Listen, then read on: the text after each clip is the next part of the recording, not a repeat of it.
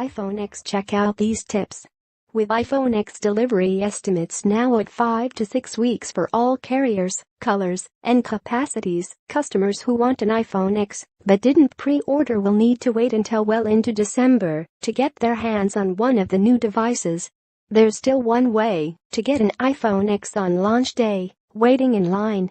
Apple says there will be iPhone X models available for walk-in purchases, but if pre-orders are any indication, supplies are going to be tight. Stores are opening starting at 8 a.m. local time for iPhone X sales.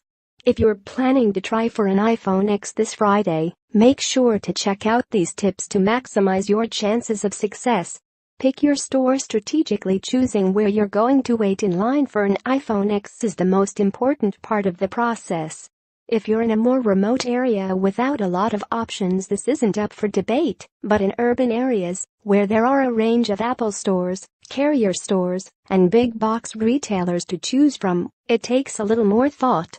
Apple stores are going to have the most available iPhone X stock, but will also have more people waiting in line than carrier stores or major retailers. In the United States, Verizon, Sprint, AT&T, and T-Mobile stores will have the iPhone X available for purchase, as will Target and Best Buy locations. The Palo Alto Apple Store. If you've waited in line for an iPhone before, you probably have insight into some of the better locations. In the Bay Area, for example, we have dozens of stores to choose from, but Palo Alto and San Francisco tend to get the most stock. Flagship stores like San Francisco are often well-stocked, but draw a lot of customers, while indoor locations like Valley Fair are popular. Smaller Apple stores like Oak Ridge and Los Gatos are often more overlooked, and I've picked up several launch day items at the former. These examples are limited to my area, but the same thing goes for every location. Think about how populated an area is, what the waiting conditions are like, and how many iPhones are likely to be available to try to find the best spot. There are hidden gems out there. If you haven't waited in line before, ask around for suggestions. The MacRumors forums are a good resource to get tips and chat with others who are going to be waiting in line. Apple Store employees aren't going to give out details on the amount of stock that will be available, but sometimes you can get lucky with a third-party retailer, so if you're going to choose a carrier or a big box store, it's worth calling ahead just to check. Go early. Once you've decided on our location, the best advice I can give is go early. iPhone X pre-orders sold out in minutes, so it definitely looks like stock is low. The last thing you want to do is line up at 4 a.m. and wait for hours just to not get a new device. If you can manage it, this is one of those launches where going the night before or even earlier is going to give you the best chance of getting an iPhone X. An iPhone 7 line on the Wednesday before launch via England again, though this is going to depend on location.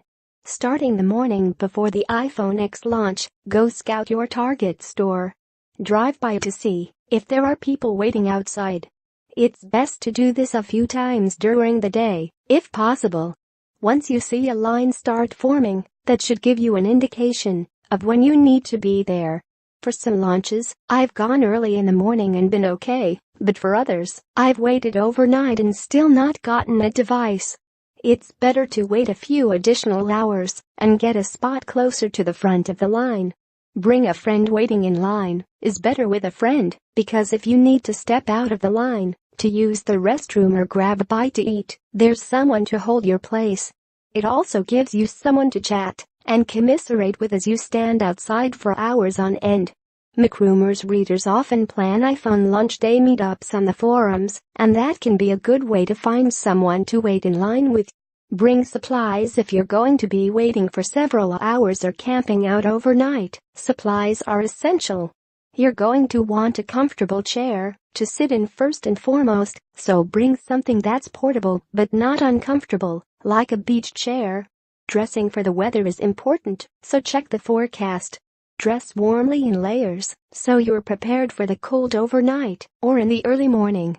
A jacket, warm boots, gloves, and a scarf will make standing in the cold more bearable if you're waiting someplace chilly. If it's going to rain, bring a raincoat and an umbrella. Make sure you bring snacks and something to drink, along with entertainment. Charge your iPhone and iPad, and bring a battery pack or two, if you have them. Some people bring tents to camp out overnight, but that's a lot of equipment to deal with when it comes time to pack up. Still, if you're